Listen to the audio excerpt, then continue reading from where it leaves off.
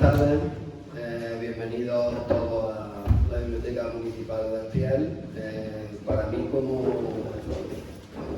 regente personal al cuidado de esta instalación, es un auténtico honor recibir esta tarde aquí en la biblioteca a David por varios motivos, pero principalmente porque nos va a presentar un libro que desde hace varios siglos el punto de distinción, el signo de identidad de la biblioteca. Las bibliotecas sin los libros no son nada y, como digo, es un auténtico honor y un auténtico orgullo que a partir de hoy este libro forme parte de los fondos de la biblioteca y pase a la posteridad para que las siguientes generaciones puedan conocer a uno de los grandes autores espeleños, porque yo siempre digo que Espeleño es el que se siente espeleño y estoy convencido de que David, entre otras muchas cosas, se siente espeleño.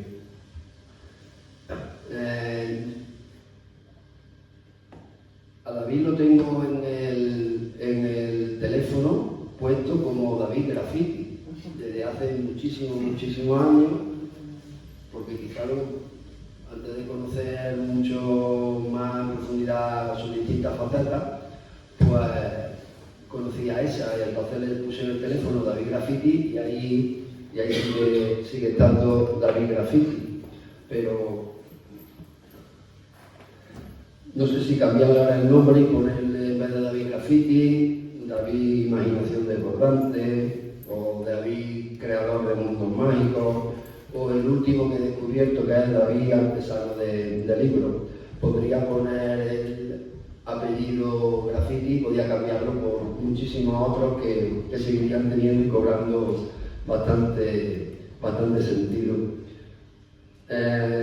Nos encontramos sin buscarnos, porque seguramente los dos tenemos en el fondo las mismas inquietudes culturales, inquietudes musicales, inquietudes, entre comillas, filosóficas, y nos encontramos sin buscarnos y creo que nos gustamos. A mí me gustan las personas a las que les gusta la música que no les gusta a casi nadie, y David es una de esas personas que consume una música distinta a la que consumen los normales, por así decirlo, que solo consumen música de radiofórmula y no experimentan la investigación y el acercamiento a nuevos mundos musicales. Esa fue una de las cosas que primero me gustó de David. Hay dos tipos de personas que vienen a los pueblos. Las personas que, aunque vengan y se tienen aquí toda su vida, cuando se van, espiritual o físicamente, desaparecen de la memoria de todos los demás, y personas que dejan huella.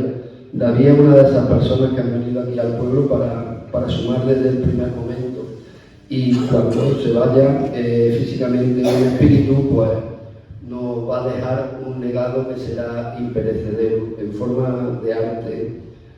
Un arte que expone lo más particular, lo más sagrado de un artista, que es su espíritu. Entonces, su espíritu, a través de sus creaciones artísticas, pues permanecerán aquí en el pueblo para siempre. Sinceramente creo que en el pueblo no nos estamos aprovechando lo suficiente de David. Es verdad que nos ha llenado algunas paredes de pintarrajos y ha hecho algunas cositas, pero sinceramente creo que como municipio deberíamos de aprovechar su desbordante imaginación, su talento, su visión de cosas diferentes en el mundo de las artes plásticas, y pienso que es una reflexión que os lanzo porque de verdad la creo así, que no nos estamos aprovechando lo suficientemente de él. Lo bueno de esto es que todavía estamos a tiempo.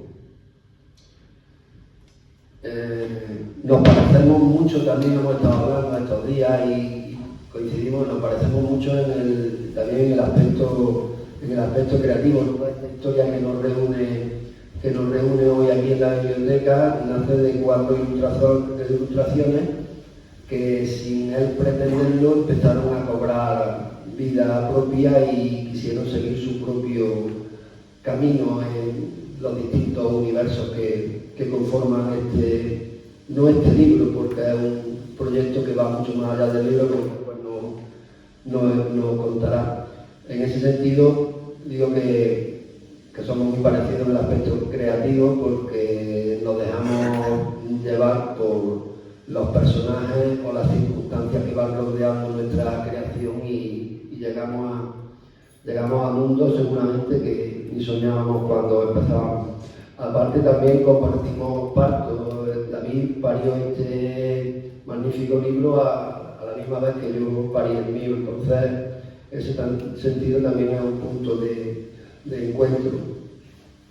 David, como todos sabéis, pues no nació aquí en Espiel, pero vino en Espiel, y en Espiel fue donde recobró y decidió tomar las riendas de su universo creativo, que lo tenía letargado durante un tiempo, y aquí yo quiero creer que empezó otra vez a ser libre creativamente y empezó a ser feliz desde el punto de vista de dedicarse y entregarse a la creación, que es lo que siempre le ha gustado.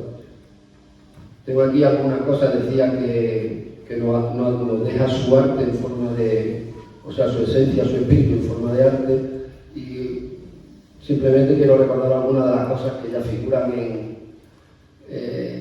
el inventario artístico de Espiel, y que algunas serán finitas y se perderán con el tiempo, pero otras quedarán finitas físicamente, porque permanecerán en los registros electrónicos y en los libros. Todavía sigue siendo visible y me sigue impresionando el graffiti, los dos que hizo, pero principalmente el de abajo que hizo con coche, creo que es el del recinto ferial. Todavía recordamos muchísimos extremeños la historia del Biondal. Se le ocurrió decorar 300 o 400 metros de Bionda en la circunvalación de los picos. Además recuerdo aquella iniciativa como algo verdaderamente importante, y en ese sentido, porque decía que no lo estamos aprovechando lo suficiente, porque aquella actividad reunió a medio pueblo que, bajo sus indicaciones y sus directrices, pues por un momento, por un día, pues fuimos artistas, dejamos llevarnos por nuestra voluntad, y las brochas crearon un conjunto que todavía aún se deja ver y que fue impresionante. También tenemos sus zapatillas en la piscina para aquel que esté descalzo y quiera resguardarse, aunque también han desaparecido o van desapareciendo. El mural del grifo de Licea, que retrata una vivencia cotidiana, pero tan entrañable y tan arraigada en nuestro pueblo como el de las mujeres, principalmente yendo a un grifo público a recoger agua para sus casas, o en el colegio también ha hecho alguna historia, o las últimas cosas en la parte de la calle Concordia, en la esquina de la caseta, pues es un homenaje a Alan Turing. Y en definitiva, pues son muchísimas de las pinceladas, las notas artísticas que nos va dejando en nuestro pueblo, y que siempre permanecerán en nuestro inventario. Pero no sé si me equivocaré, ojalá y me equivoque, pero me da la sensación de que cuando pasan 10 o 15 años la gente te va a conocer más por la última historia que ha hecho, que es el álbum que ha hecho para Atlético Peleño. Puede parecer una tontería, puede parecer que se sale de su universo creativo y que se centra más en su formación como delineante, y es un trabajo mucho más metódico, pero has conseguido con eso algo muy, muy importante, por eso digo que te van a recordar con eso, porque le has tocado el corazón y has ilusionado principalmente a los niños, y eso es algo que los niños nunca van a olvidar. Seguramente de 20 o 30 años no sabrán quién pintó el graffiti ese del recinto ferial, pero sí sabrán que contribuyó a hacerlo feliz con ese excepcional trabajo que realizó. Y bueno, voy a ir terminando y quiero hablaros dos cositas del libro. Lo primero que quiero es compartir con vosotros la dedicatoria que le ha hecho que ha dejado en este libro, que es un libro que es de todos los usuarios que así lo consideráis. Y dice mucho en cuatro palabras, por eso digo que creo que se siente peleño, porque dice exactamente así: a mi vecino, voy a poner la gafa que no puedo lo siguiente. A mi vecino, juntos cuidamos esta bella porción del mundo que felizmente habitamos. Me parece una dedicatoria muy original, muy simple, pero cargada de mucho sentido. Y nada, os voy a dejar que él hable del libro, de Neuma Soma Dogma. Y me ha gustado mucho lo que dijo en la radio, no sé si fue Mercedes o él, que dijeron que era geometría que se convertía en filosofía. Me parece una buena definición para el libro. Y me gustaría también recomendaros que lo leáis cuando podáis, pero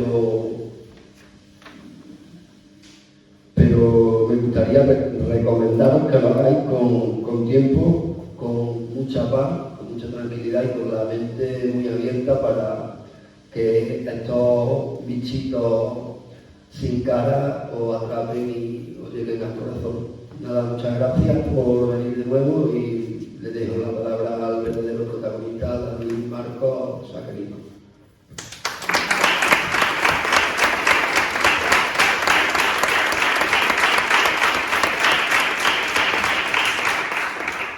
Un poquillo más y exploto de lo que me estaba hinchando ya. Un poquillo más y exploto.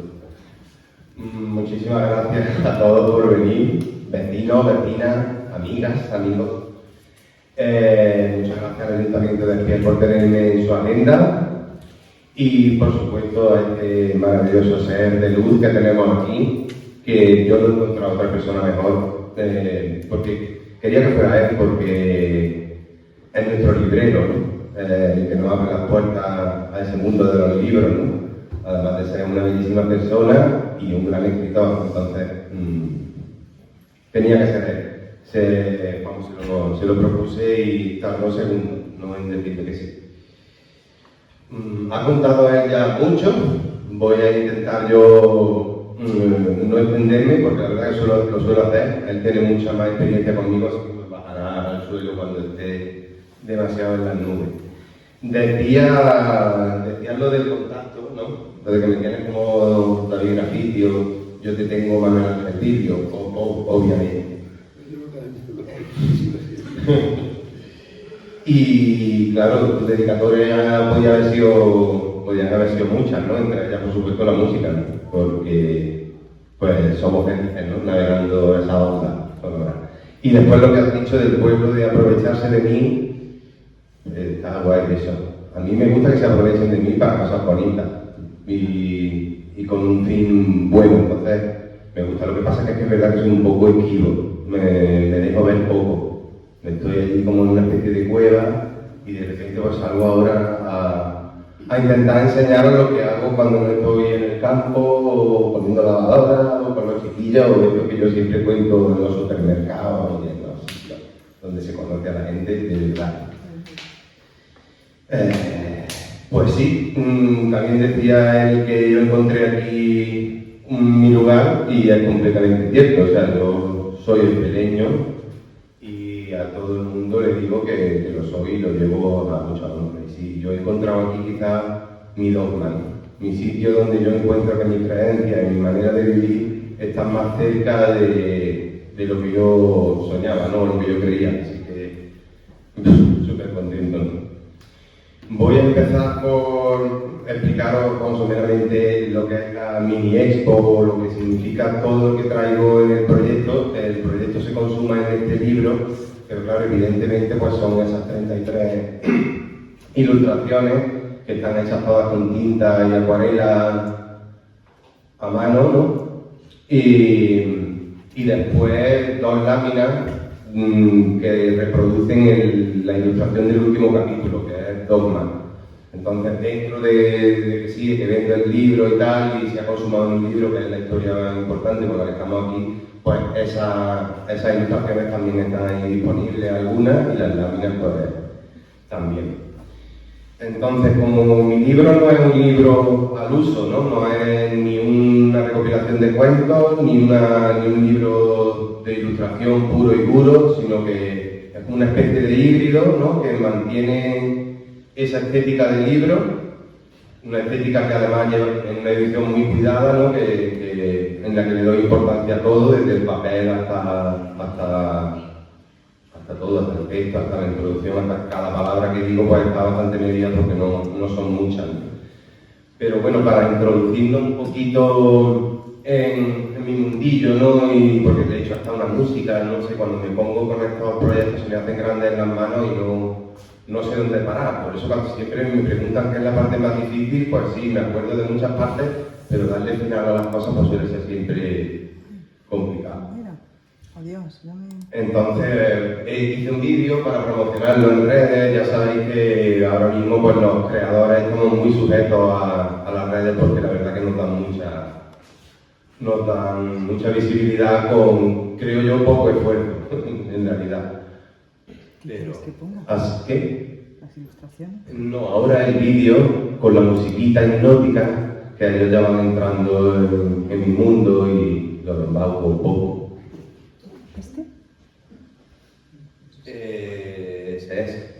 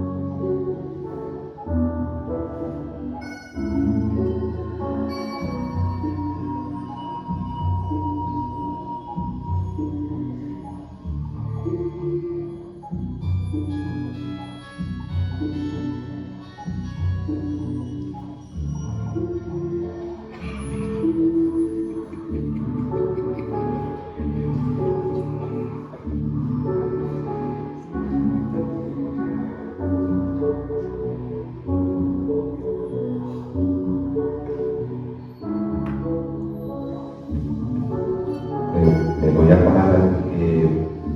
Quería enseñaros el libro, ¿no? Creo que es importante ver qué aspecto tiene, ¿no?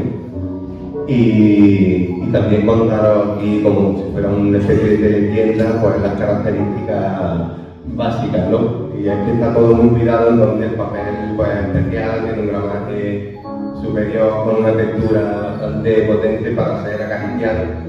Y bueno, todas las portadas están encoladas a mano, es un trabajo, la verdad, muy artesanal. Me lo han impreso en una imprenta de Córdoba, en la que trabajó mi padre, que en paz descanse, trabajaron mis tíos, que en paz descanse también, y trabajan actualmente mi prima. Entonces, pues he tenido un trato muy cercano con la edición. Y estoy muy contento, ¿no? Y yo creo que lo han puesto todo y la verdad que queda muy satisfecho. Y por empezar a hablar un poco así del libro, pues voy a empezar por el título, ¿no? Neuma, Soma, Dogma, sería la división de los 3 capítulos que tiene el libro. He escogido esos nombres porque suelo ponerle mucho énfasis también a la musicalidad de los nombres. Me gusta que suenen de una manera o me gusta que se vean de una manera. Entonces, en ese alfabeto griego encontré algunas letras que me gustaban, pero puramente no, una cuestión estética, ¿no? Y después pues, el trasfondo pues, me gustaba, ¿no? Porque veo que el libro se mueve un poco ahí en el pensamiento estoico, ¿no? En la filosofía estoica. En fin, me vi arropado de eso y me gustó, entonces por eso lo leí así. Pero creo que se entiende perfectamente, ¿no? Los neumas, que son estos muñequitos blancos que veis en el primer cuadro. Aquí lo que estáis viendo básicamente pues serían los 3 capítulos, ¿no? El primer capítulo son los neumas, son 16 ilustraciones con sus 16 microcuentos. Le sigue el capítulo de Soma, que son los muñequitos negros, con otros 16. Y el capítulo final, que es una sola ilustración grande, más coral, ¿no? en la que se reúne un poco todo el concepto del libro.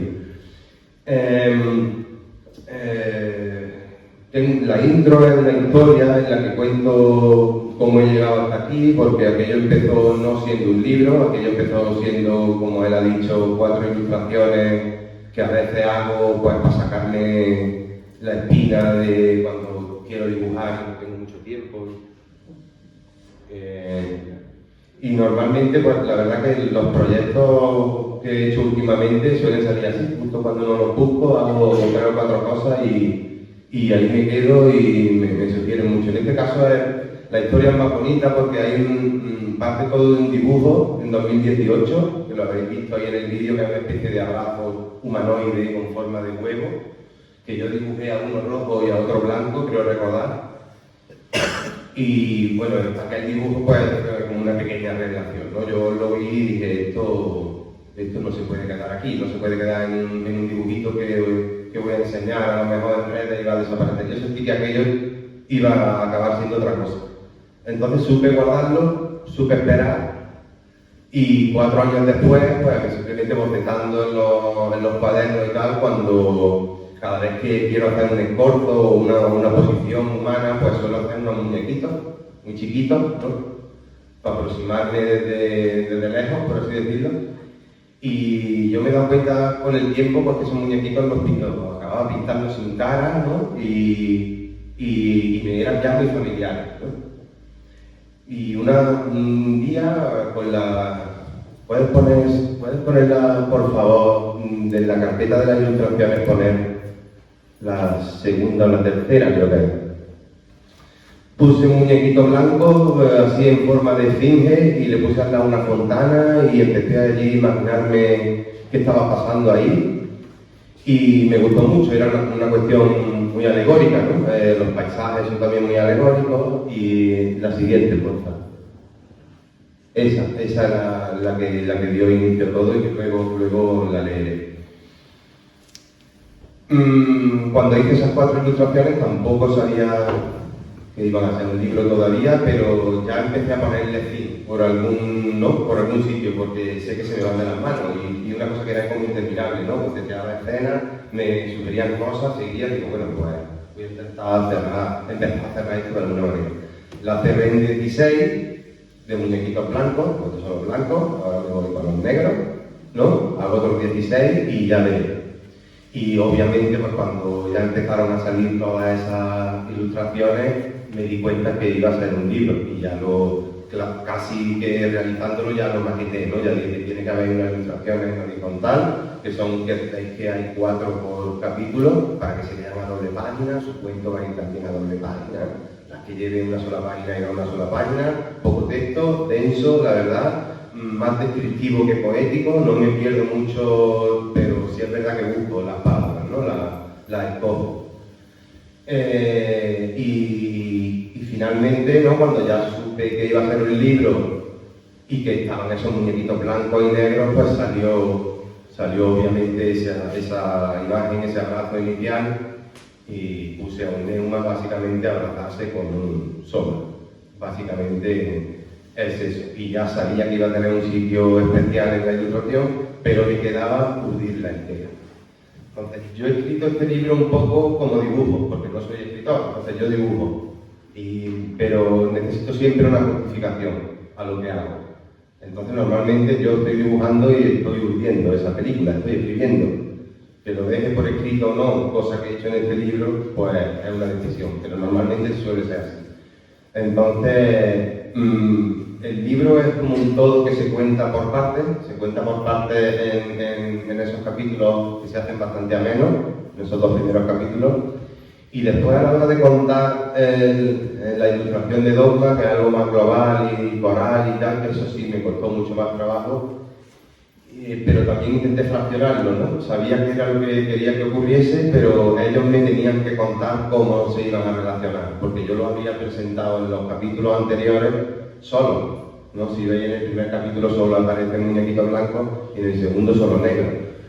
Quizás porque eso atiende a una propia necesidad mía, ¿no? De que cuando yo lo estaba haciendo yo necesitaba que ellos se definieran, ¿no? Y los blancos se definieran y los negros también, aunque acaben siendo la misma cosa.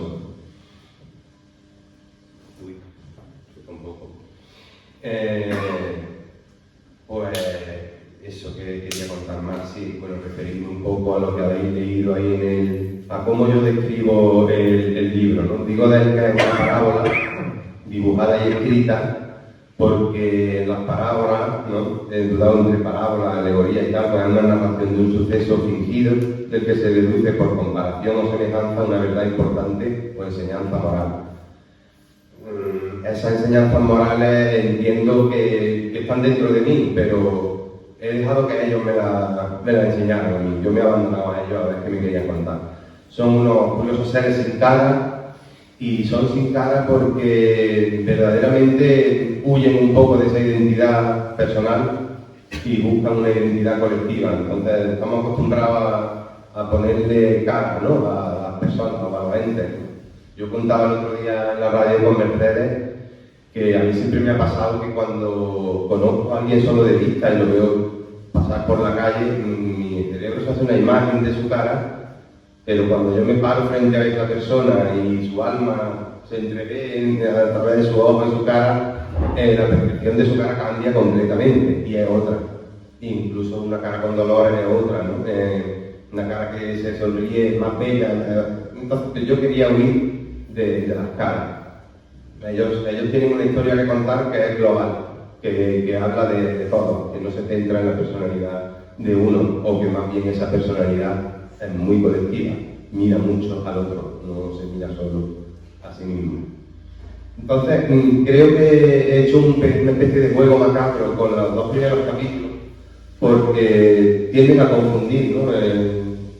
Asociamos el blanco a la pureza, a muchas cosas, asociamos el negro a otras, y yo me dejé guiar por eso para confundirme a mí mismo, porque sabía que después iba a existir otra cosa que lo pusiera en relación, que es el tercer capítulo, que es el capítulo más denso y quizás el más difícil de leer, porque a mí me ha costado mucho hacerlo. Entonces es más lentillo, ¿no? Y casi que se convierte en un busca y encuentra, ¿no? En el que tienes que ir comparando los lugares que te estoy mostrando un poco confuso, creo que puede serlo. Pero bueno, ahí está, que cada uno le ponga su lectura también, ¿no? He perdido un poco de lo que estaba diciendo, suele pasar, porque es mi trabajo, irme a las nubes, así eso. Neuma es un soplo, ¿no? Divino, un aliento, habla más de lo etéreo, de lo espiritual, y Soma nos habla más de lo corpóreo, ¿no? De la materia orgánica. No hay uno sin otro, evidentemente no hay uno sin otro.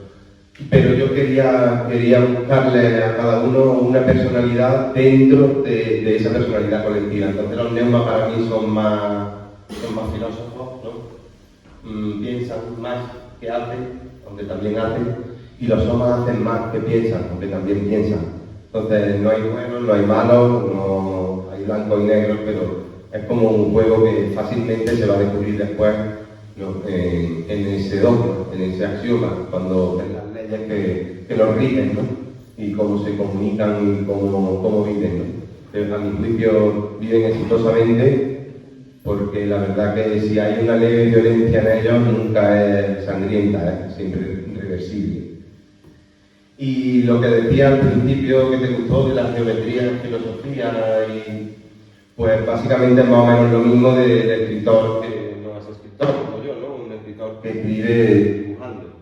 Pues para mí esa geometría me daba esa filosofía, ¿no? Y después siempre he querido que sean austeros, que sean muy austeros, los paisajes muy austeros soy yo.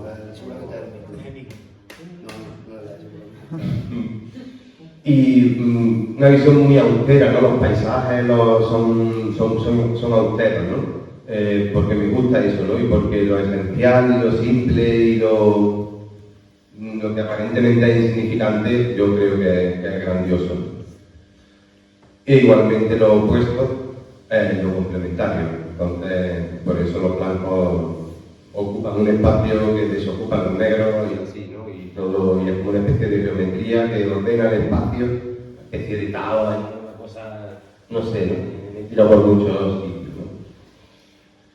Esa es más o menos la historia, la cuento muchísimo mejor en la intro, que es lo que más me gusta ahora, porque claro, lo demás, cuando ya lo tenía dibujado, a mi ojo ya se había revelado, ¿no? El texto.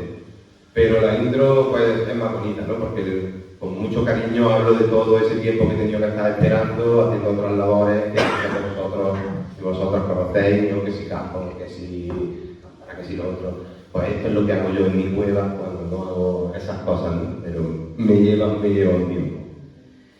Un tiempo que tampoco quiero quitar mucho más, no sé qué hora es el momento, ¿no? Vale, pues voy a leer los 4 cuentos porque hoy estoy espléndido, hoy estoy en mi pueblo arropado de mi gente.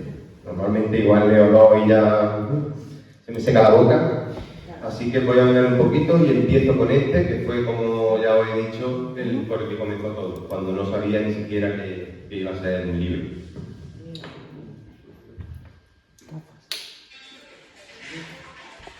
Creo que no me hacen falta las gafas. Creo.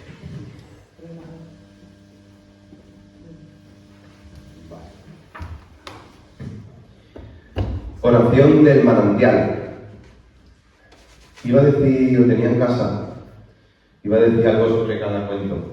Bueno, esto es una consagración de la mañana, como también ha hecho aquí el amigo en su fabuloso libro. Él le puso la música de Eduard Grieg, yo le he puesto 2 cantos ahí culturales, y oboe, que no me estaba. Así que nada, qué bonita la mañana, amanece, que no es poco. Oración del manantial. Con la primera luz matutina se despierta un neuma.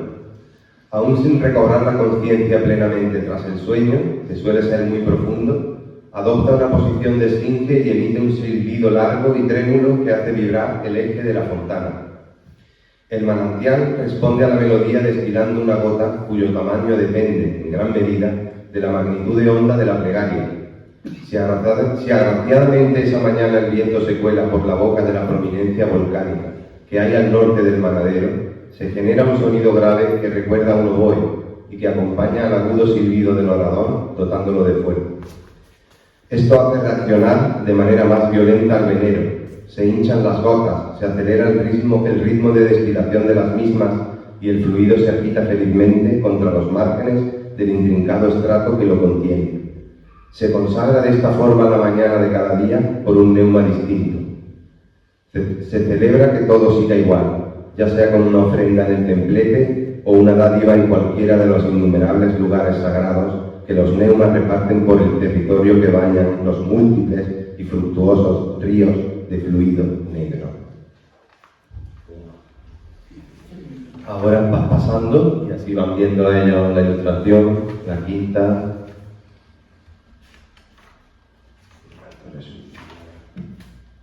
Lo encuentro en el cristal, que lo leí en la radio.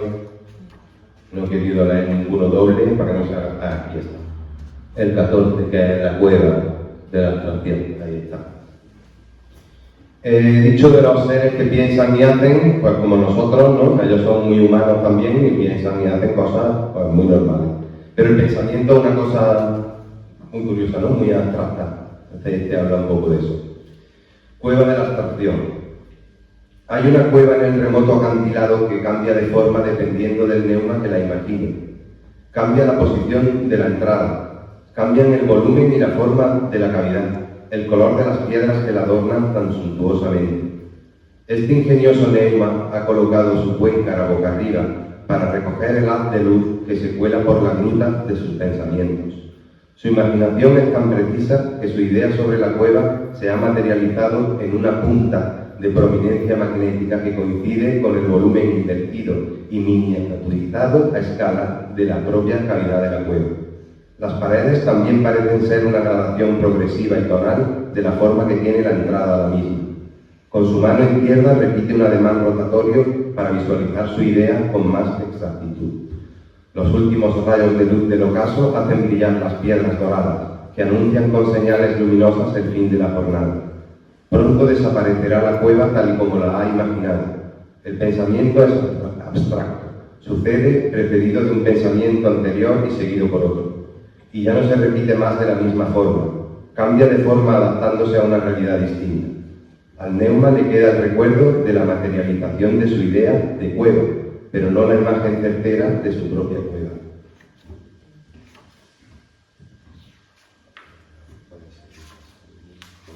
Nos vamos casi al final de los somas. Ya me pasé.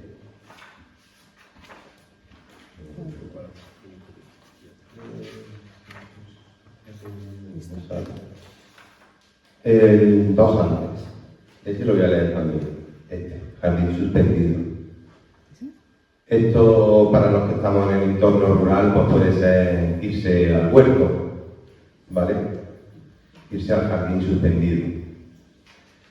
En algún lugar convergente a este en tierra firme, ha de hallarse la parte del jardín que ahora solo es vacío, el vacío turquesa que sostiene este mágico jardín suspendido en la altura.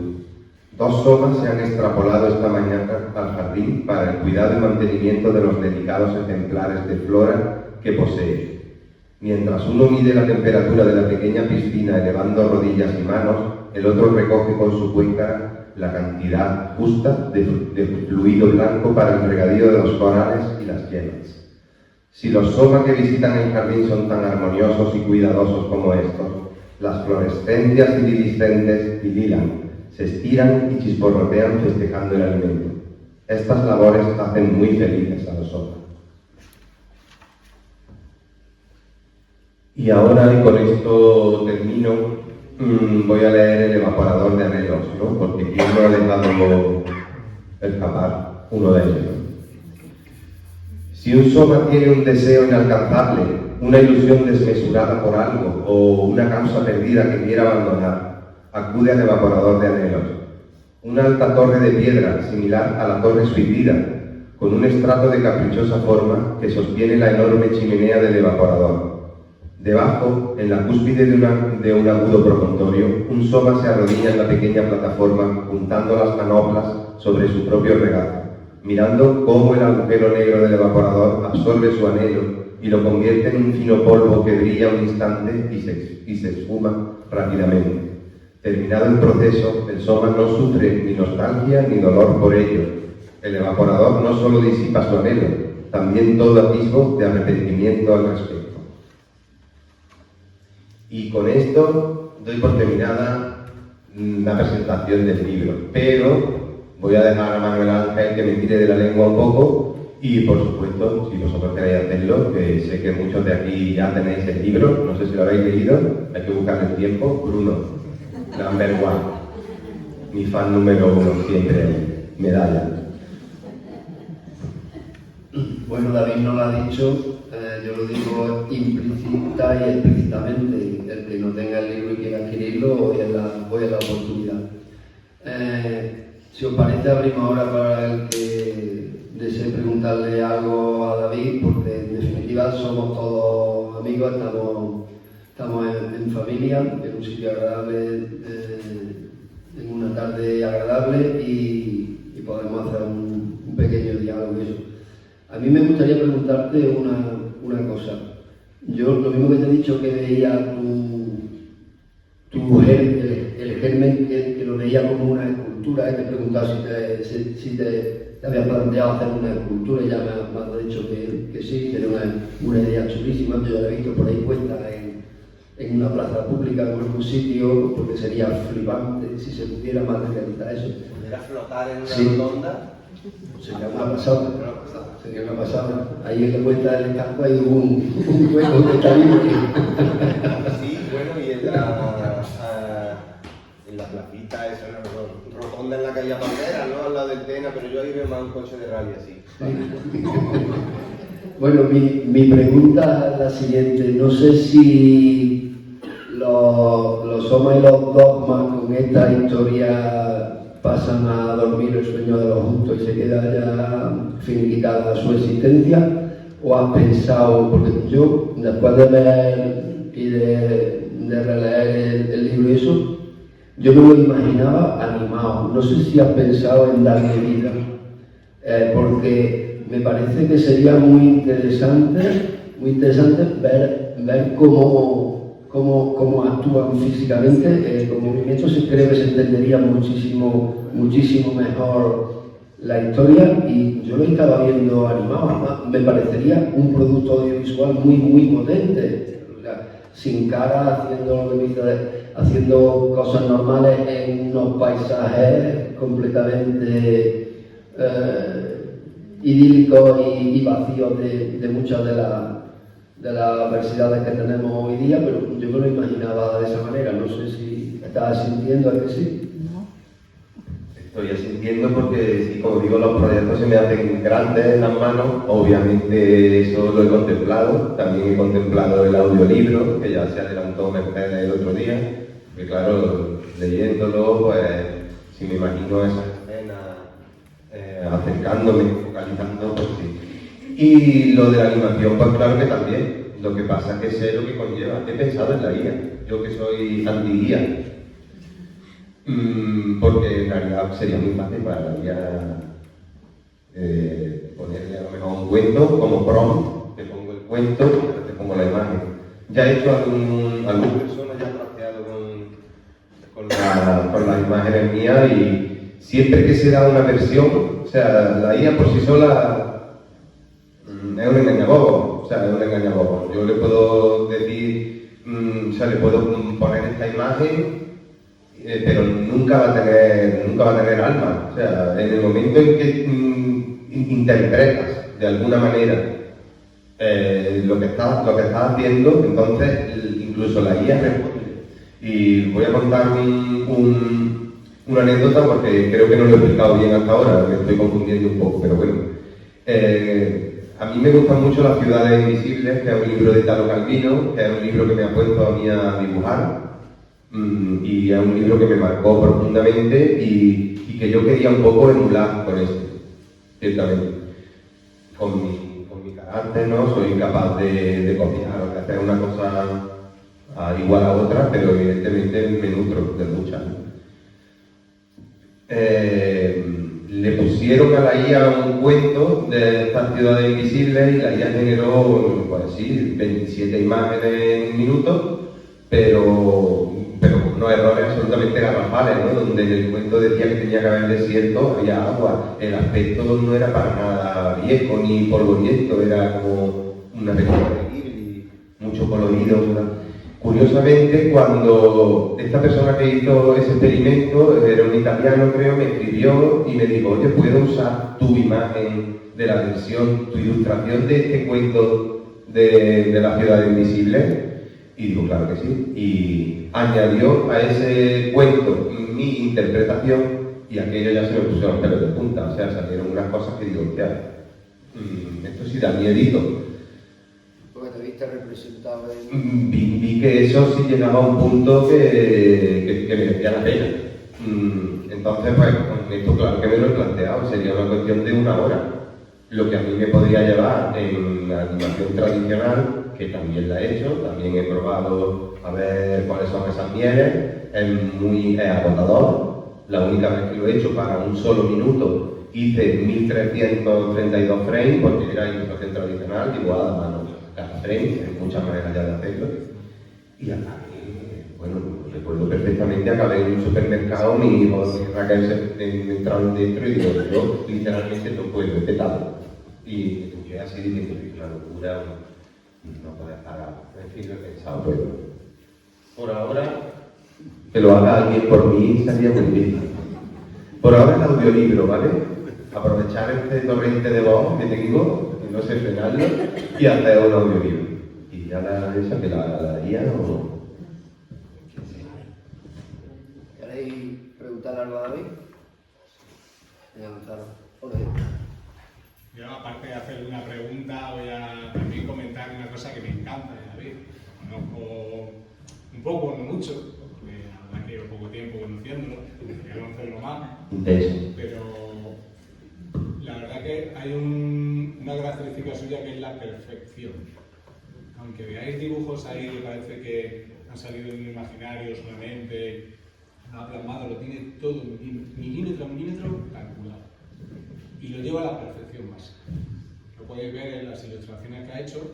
Si miráis la cuadratura de cada una de ellas, son perfectas, están perfectamente alineadas, van, vienen. Y lo estoy mirando desde aquí, si me acerco, podría coger una regla, medirla y decir, esto está. Sistema solométrico. El delineante tiene esa parte. Pero después tiene otra, que tiene una dificultad que no sé si conocéis. Tiene un daltonismo importante que le hizo confundir una parte del libro. Si quiere contar la anécdota, esa era la pregunta. ¿Te gustaría contar esa anécdota? Sí, claro, porque no, es sorprendente, ¿no? Es daltónico que pinta. En este caso fue algo que tuvo que ver con la maquetación, porque yo soy daltónico, como muy bien dice, y hace poco, gracias a un regalo de mi familia, que me regaló el test de Ishihara, de los daltónicos con todos los puntitos de colores, pudimos descubrir que soy deuteranómalo. O sea, que son los verdes los que me confunden, sobre todo, evidentemente, determinados tipos de verde. Por ejemplo, y de marrones con tendencia al verde. El marrón del trivial, por ejemplo, para mí es un color horroroso. ¿De dónde está aquí? El marrón puede ser más directo, por favor, marrón. He tenido experiencias así, ¿no? De alucinaciones con el césped en los viajes, ¿no? Porque el césped tiene una cara lisa y otra rugosa. Entonces, pues yo veía el verde y coña, naranja. ¿No? Cuando ya le llega el brillo, pues veo más naranja que verde. Entonces, el libro, como dice Jorge, y tiene razón, aunque no lo parezca, soy metódico. Al igual que lo fui a la hora de componerlo, con la cantidad de ilustraciones, cómo iban ahí ya abiertas, cómo se iba a acompañar el texto. Escogí una paleta muy reducida de colores. Todas las ilustraciones están dibujadas sobre un papel craft marrón, que ya de por sí es un marrón, porque escanear ese color es el color más difícil de escanear. Lo sé porque he hecho también reproducciones de obras mías con lámina y tal. Es muy difícil. O sea, lo mismo tiende al amarillo que tiende al gris, yo qué sé, muy difícil. Y le ocurre a más gente, me consta, no solo a mí. Pero bueno, yo escogí un ocre que con un ocre amarillento que con ese marrón de fondo se oscurece un poquito cuando le metes carga, ¿no? Y después un turquesa, simplemente, para que no fuera un azul, a veces se va más al azul, a veces se va más al...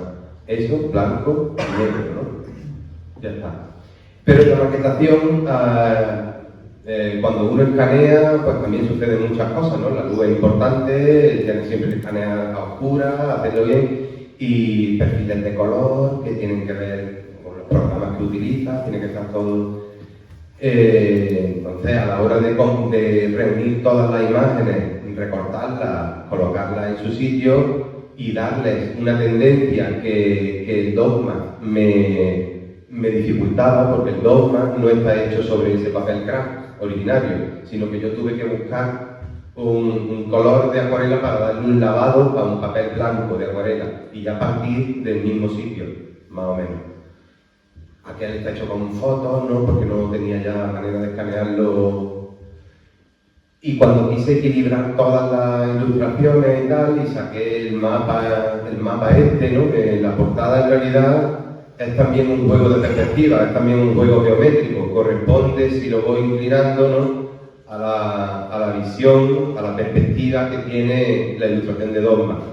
Y además pues se convierte en un patrón que se puede extender, ¿no? porque este dogma que ellos cuentan pues, se puede extender por varias esferas, varios territorios. Y la portada es también ese caqui, ese marrón verdoso caqui, que yo no he conocido en ningún momento. Yo no sabía que la portada tendría el verde en ningún momento, porque mi asesora de color, como sabéis, que es Raquel, está siempre también muy ocupada y entonces a las deshoras que yo trabajo me cuesta mucho decirle. Eso llegó a imprenta, así. Y cuando yo lo vi, estaba muy contento, también por el primer, ¿no?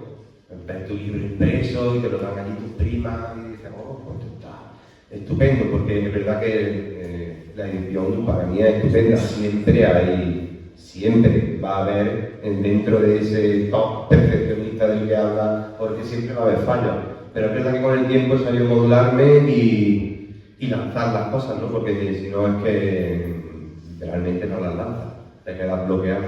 Y cuando llegué a casa, pues se lo enseñé y ella me lo dio de eso, está verde. Digo, ¿cómo? Digo, no puede ser. Eso es, ok, bueno, es kaki, ¿vale? Que tiene verde. Está muy bien. Bueno, ya está. Si hay algún error o acierto en todo este libro, puedo decir que es mío. Porque lo he hecho de arriba abajo, lo he maquetado y lo he errado yo. Así que ya está, pero bueno, es como le aporta un carácter, ¿no? Porque también te da ese pie a hablar de colores, ¿no? Y hablar de daltonismo, que ¿no? Los daltónicos somos gente perseguida. O sea, tú acércate a alguien y dile que es daltónico y dile, no, ese color, tío, no, esa ropa, eso es azul marino. Como se junten dos o tres, se ponen en complot y te arruinan. Total, si al fin y al cabo el color es una percepción, el luz, color no existe, ¿no? Lo percibes de una manera y tú de otra. Espero que no sea muy estroboscópico y que más o menos se entienda y que no se me haya ido mucho al verde lo que yo quería que fuera ocre. Claro, yo puedo decir una cosa. Hombre, claro. No, el momento de llegar a casa y decirme, mira qué chulo, está perfecto, y cogerlo y decir, esto es verde. Es decir, tú, no es verde, llamar a los niños, ¿de qué color? Verde. No es verde. Entonces, el momento de crisis ahí de decir, pero ¿cómo puede ser que tengo los 300 libros abajo, que no puede ser verde, ahora qué hago, ahora los tiro? Bueno, ya está, no pasa nada, es verde pero es bonito, pero vamos, que las ilustraciones que deberían de tener amarillo, él las vio por buenas cuando hicieron la prueba, a mí me las enseñó en ese momento de perfeccionismo que me daba mucho la tabarra un día tras otro, y dije, sí, están bien, y cuando llegó, es que son verdes, pero bueno, ya está bonito también siendo verde, pero... Sí, bueno, pero aquí es donde yo voy con eso, ¿no? De ponerse a saco con el daltónico. No es verde, es kaki. Es kaki con una tendencia no comprobada por mí al verde, pero es kaki, ¿no? Y aquí abro debate. ¿Es kaki o es puramente verde?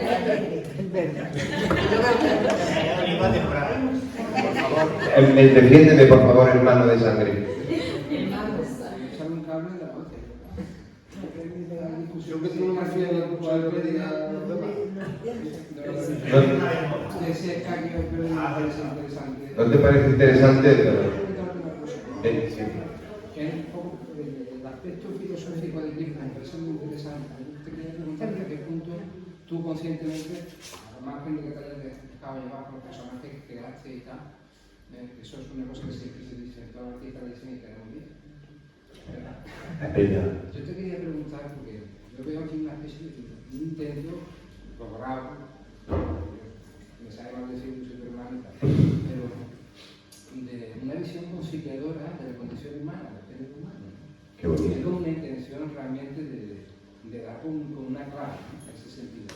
Yo te quería preguntar hasta qué punto tú lo has hecho intencionalmente eso, o te ha salido un poco, porque yo creo que está. Me alegra muchísimo. Me alegra muchísimo que me lo digas, porque además yo al final de la cubierta digo esto, un juego, definiendo el libro o contándolo, un juego semiótico. La semiótica es la relación entre la relación social entre los signos y la gente. Es visual y es semántico, ¿no? Porque se mueve en la semántica, y es polisémico y después es anacrónico.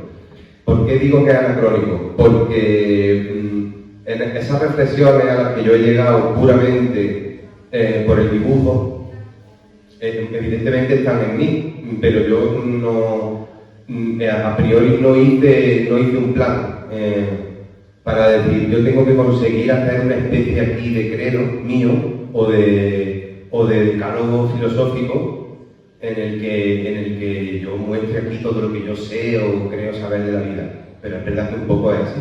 Evidentemente ellos me han sacado lo que yo llevo, las reflexiones que hay ahí. Muchas son reflexiones que hemos hecho con la juventud, otras están asentadas en el tiempo.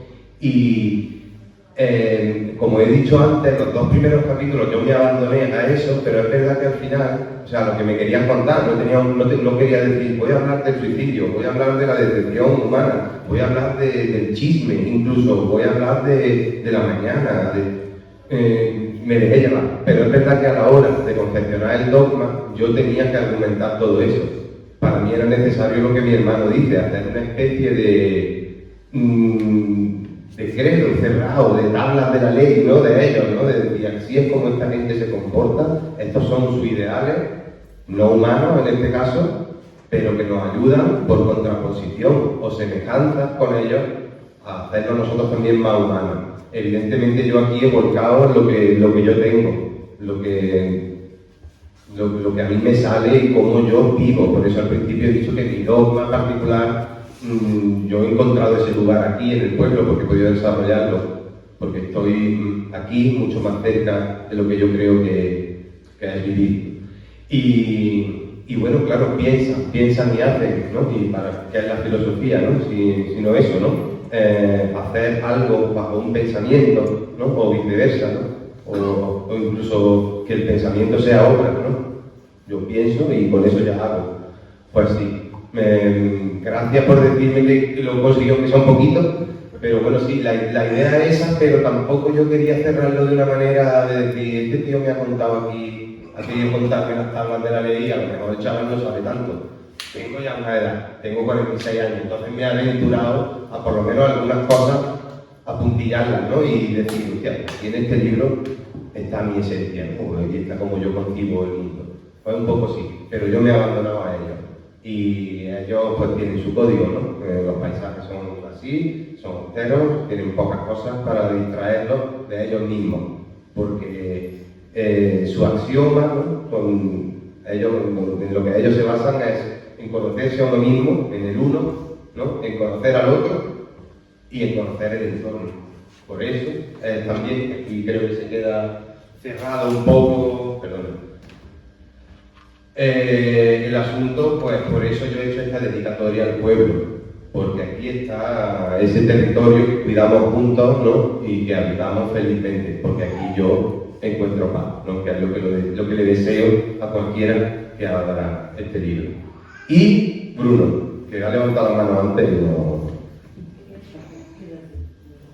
No me puedo creer cómo te has quedado tan guay. Yo tampoco, y con ese es un cierre magnífico. Gracias, Bruno.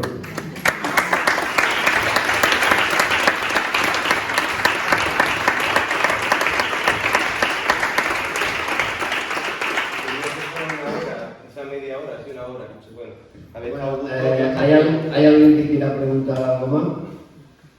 Bueno, pues con esa afirmación de Bruno completamente cierta de que es un libro precioso en cuanto a contenido y en cuanto a forma, y la última reflexión de David, pues yo creo que ponemos un broche de oro a esta gran tarde de literatura, de libros, de mundos imaginarios, de filosofía, de la vida, en definitiva, que nos ha juntado en la biblioteca de aquí esta tarde.